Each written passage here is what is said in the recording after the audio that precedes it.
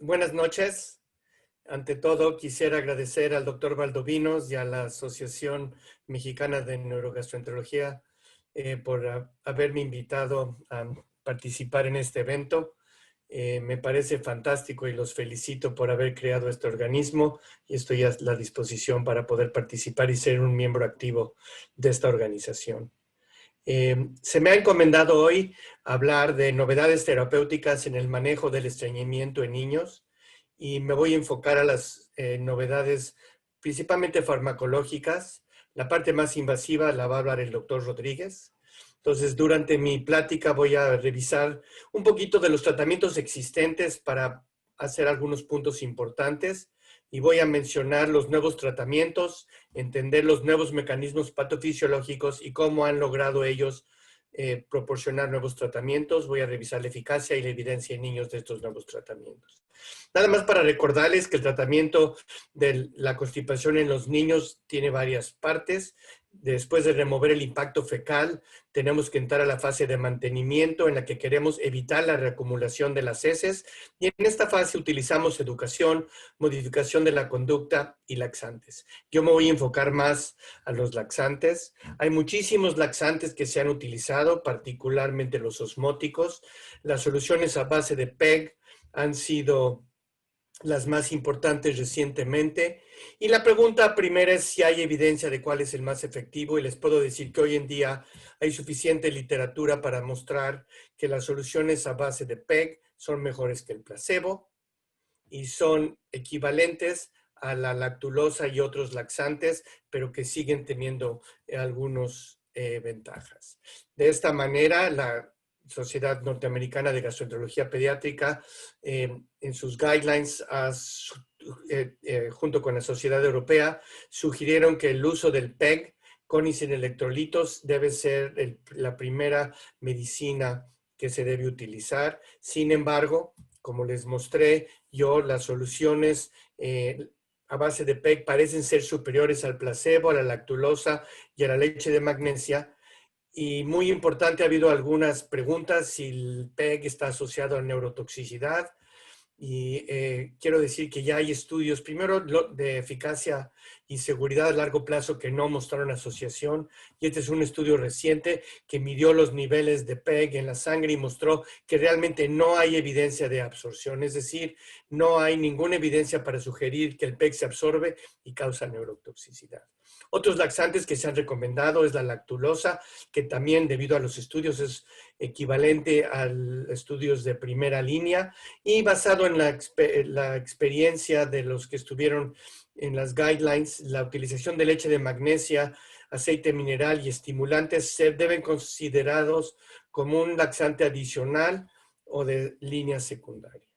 El problema que hay es que usando estos tratamientos vemos que hasta el 15 al 20% de los pacientes a largo plazo se convierten en intratables y no responden. Y creo que eso es nuestra experiencia en la cosa diaria. Entonces, si ustedes ven una pirámide de tratamiento, y esto está modificado por la pirámide sugerida en el libro de neurogastroenterología, después de que hacemos la educación y los laxantes osmóticos y los pacientes siguen sin tratar, la siguiente fase debe ser la utilización de laxantes estimulantes. Hasta hace poco ha habido muchísima reluctancia por medio de los doctores de utilizar laxantes estimulantes a largo plazo, y quiero yo presentarles algo de la evidencia que existe.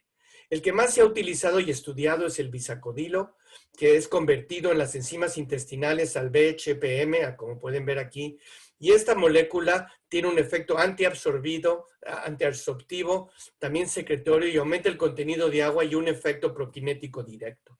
Es increíble que hasta hace poco no había estudios ni en adultos ni en niños.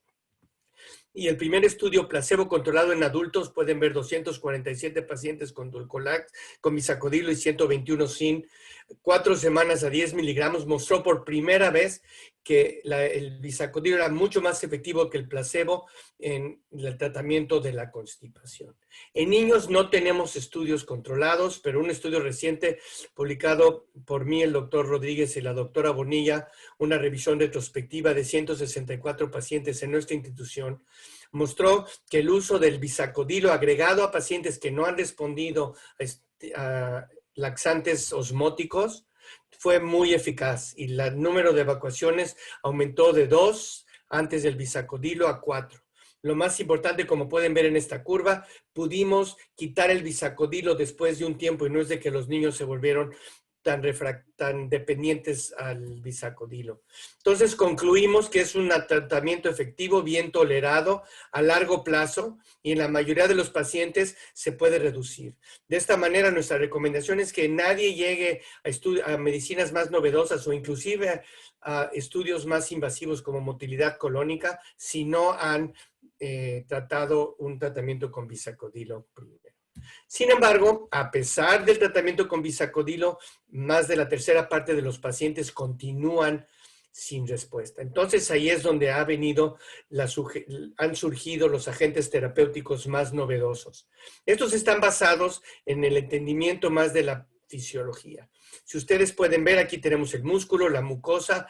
Ha habido dos mecanismos que se han tratado de enfocar. Uno es cambiar la absorción a nivel del lumen intestinal, produciendo más absorción, y aquí vamos a hablar de los receptores de cloro, de sodio, especialmente con la lubipostona, el linaclotida y otros. Y la segunda aproximación ha sido tratar de cambiar la peristalsis por medio de agonistas de los receptores de la serotonina que van a indirectamente por medio de la acetilcolina aumentar la peristalsis. Entonces, ¿cuáles son las nuevas medicinas que tenemos basados en estos?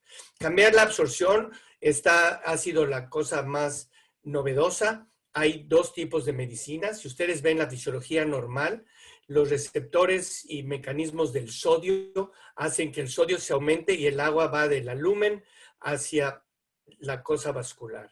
Por otro lado, la secreción de cloro se asocia a que exista más agua que vaya de intravascular, de los espacios, hacia la parte intraluminal.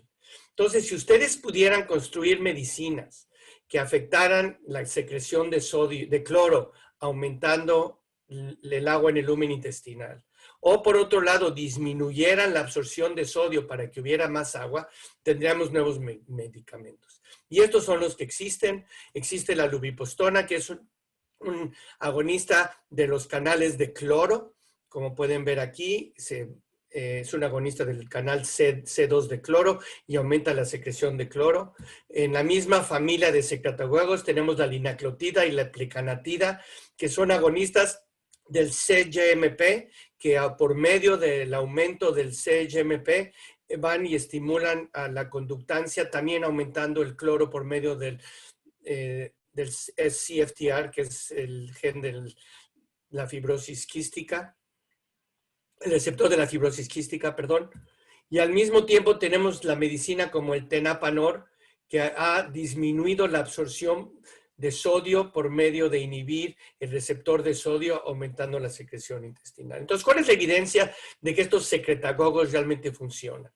La segunda parte de la evidencia tiene que ver con que además de que mejoran el agua y la motilidad de esa manera, tienen un efecto nociceptivo, es decir, disminuyen el dolor y por eso son utilizados en pacientes con intestino irritable. Este es de los estudios de la lubipostona. Pueden ver que en adultos ha mostrado ser muy efectivo con cambios significativos en las evacuaciones. ¿Cuál es la evidencia en niños? Hay un estudio abierto del doctor Hyman, que desgraciadamente falleció y se le ha extrañado mucho. Paul realmente fue uno de los fundadores de nuestro campo y este es uno de sus estudios. Pueden ver aquí que el uso de la lubipostona en niños aumentó la frecuencia intestinal y hubo un % de éxito comparado antes del tratamiento. En este mismo estudio también vieron que había una disminución significativa en el dolor y en el pujo y en aquellos que usaron laxantes de rescate a lo largo del estudio. Sí hubo algunos efectos secundarios, 18% con náusea, 12% con vómito, diarrea, dolor abdominal y dolor de cabeza. Y esto sugirió que el uso de la lubipostona probablemente tenía una gran promesa en los pacientes pediátricos. Sin embargo, se acaba de terminar un estudio de lubipostona donde yo tuve la fortuna de ser parte. Hubo 606 pacientes que fueron randomizados, 202 a placebo y 400 a lubipostona a diferentes dosis, y lo que encontramos es que aunque hubo una respuesta de lubipostona parecida a la de adultos, es decir, un aumento en el casi 20% que llegaron a tener más evacuaciones. Cuando comparamos con el placebo, no hubo ninguna diferencia significativa. Y aquí pueden ver los efectos secundarios como la náusea, el vómito, el dolor de cabeza y la diarrea. Y sí quiero mostrar, hay algunos pacientes que tienen un poco de dolor en el pecho que no está asociado a problemas cardíacos. En base a esto, el FDA no aprobó la utilización de lubipostona y esto ya se fue presentado en el AGA y está a punto de ser publicado. ¿Qué otras alternativas existen? Bueno, la linaclotida, como ya les mencioné, también aumenta la secreción de cloro por medio del GCMP. Aquí están viendo los estudios en adultos, claramente favorecen a la linaclotida contra el placebo. Y en pacientes se acaba de completar un estudio prospectivo también de 101 pacientes, 19 con placebo y los demás diferentes dosis de linaclotida. Fue placebo controlado y los niños fueron de 7 a 17 años con una dosis que varió de 18 a 290. Y aquí pueden ver que claramente hubo una tendencia al aumento de las evacuaciones espontáneas, pero dado a los números no fue significativo y los efectos secundarios más frecuentes fueron el vómito, la diarrea y el dolor abdominal en más del 5% de los pacientes. La conclusión es que la linaclotida fue segura y hubo una tendencia a la mejoría como se incrementó la dosis y hay nuevos estudios que se están realizando para poder ver si es efectivo o no. La plecanatida no se ha utilizado en niños, pero ustedes pueden ver, los estudios en adultos también vuelven a mostrar significativa mejoría con respecto al placebo, pero los vuelvo a tener los números, vean, 20%, es muy parecido a todos los estudios pediátricos, pero como los adultos tienen mucho más números y menos placebo, tienden a ser más significativos. Volviendo a la absorción, cambiando de la absorción por medio de aumentar la secreción de cloro a disminuir la absorción de sodio, tenemos el tenapanor, que es una medicina que eso es lo que realiza. Este es el estudio del Dr. Che que se acaba de publicar. Y como pueden ver aquí, la utilización del tenapanor a 50 miligramos 2 veces al día fue muy efectivo en mejorar el dolor abdominal y en aumentar las evacuaciones. Es decir, esta es una medicina que tiene potencial, aunque todavía no hay ningún estudio en niños. Además, vieron que el dolor abdominal significativamente mejoró con respecto al placebo. Entonces, si ustedes ven, estos secretagogos tienen los agonistas de los canales de cloro que activan el canal de cloro aumentando la secreción de agua, los que son agonistas del guanilato del ciclasa C, que aumentan el CGMP, que activan lo que les decía yo, el Cystic Fibrosis Transmembrane Conductance Regulator, lo que va a aumentar las secreciones intestinales como la linaclotida y la plecanatida. Y luego llegamos a los inhibidores de sodio del NHI3, que disminuyen la absorción de sodio en el intestino delgado y entonces aumentan la secreción. Pero como yo les mencionaba antes, si se acuerdan del esquema, luego está la parte de la peristalsis con los agonistas de la serotonina. Tenemos ahorita 2 en el mercado que son agonistas del receptor de serotonina HT4 y aumentan la peristalsis.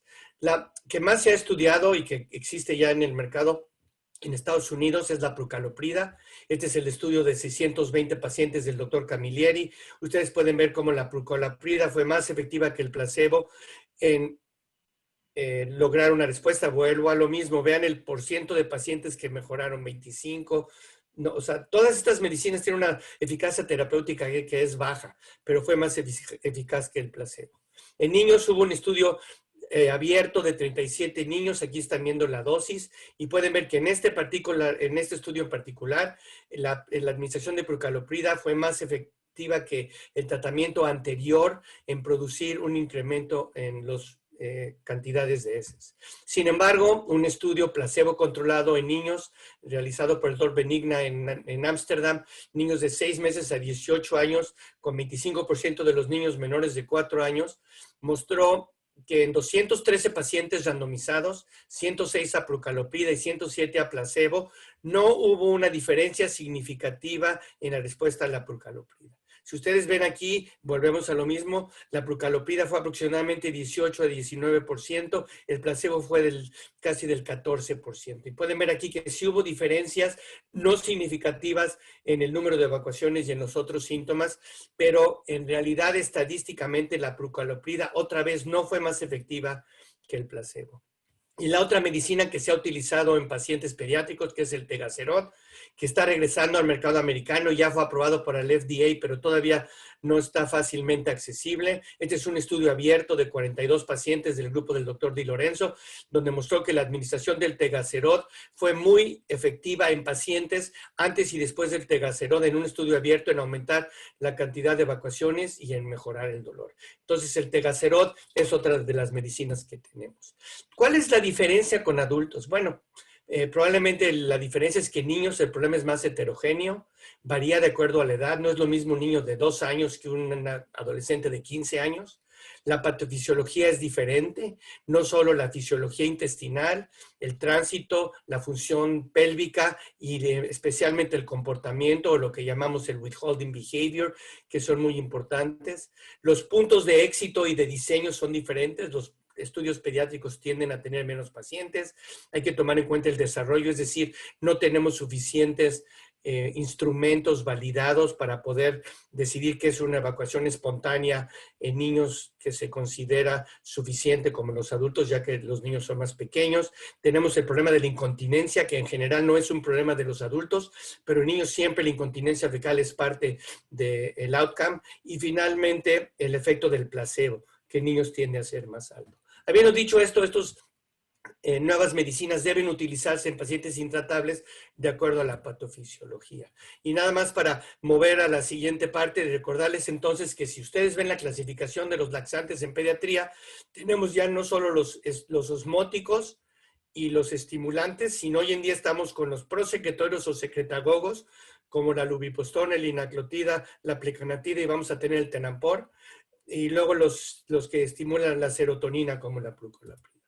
Entonces, como la última parte de mi plática, si estos no funcionan, entonces empezamos a hacer terapias de enemas más agresivas, que esto es de lo que va a hablar el doctor Rodríguez, ya que la mayoría tienden a tener cirugía. Sin embargo, hay unas enemas nuevos que se han utilizado y quiero presentar un poco de los datos. La primera pregunta es, si ustedes toman un paciente con laxantes y le agregan enemas al manejo, ¿vamos a tener mejor resultado? Este es un estudio prospectivo de 1 año donde hicieron convencional más enemas y convencional y no hubo diferencia, es decir, no hay ningún beneficio de agregar enemas al tratamiento diario. Sin embargo, si ustedes hacen lavativas más específicas con el Peristin, que es un sistema cerrado de agua donde uno puede medir cuánta agua y hacer la lavativa y poner otros estimulantes dentro, esto ha mostrado ser muy efectivo. El Peristin fue diseñado para niños con incontinencia, especialmente mielomeningocel y ano imperforado, pero hoy en día este es el primer estudio que muestra una gran población con niños con constipación refractaria, es decir, que no tenían incontinencia. Y ustedes pueden ver que la utilización del Peristin, que es invasiva por el enema, pero no es invasiva porque no requiere cirugía, fue muy efectiva en el tratamiento de los niños con constipación refractaria, mejorando la incontinencia, el dolor abdominal y disminuyendo la constipación. Y aquí pueden ver ustedes los scores de incontinencia. Es decir, el Peristin es efectivo. El Peristin logró quitar la apendicostomía en varios de los pacientes. Entonces, quiero terminar aquí diciendo que cuando estos no han funcionado, entonces empezamos a ver la posibilidad de hacer otros estudios más invasivos, que es lo que el doctor Rodríguez va a hablar. Entonces, quisiera yo terminar diciendo la mayoría de los niños responden al tratamiento con laxantes. Existen nuevas drogas para el tratamiento de los pacientes intratables y los resultados en niños son diferentes por razones que no sabemos bien, pero probablemente diferente patofisiología. Muchísimas gracias por la oportunidad.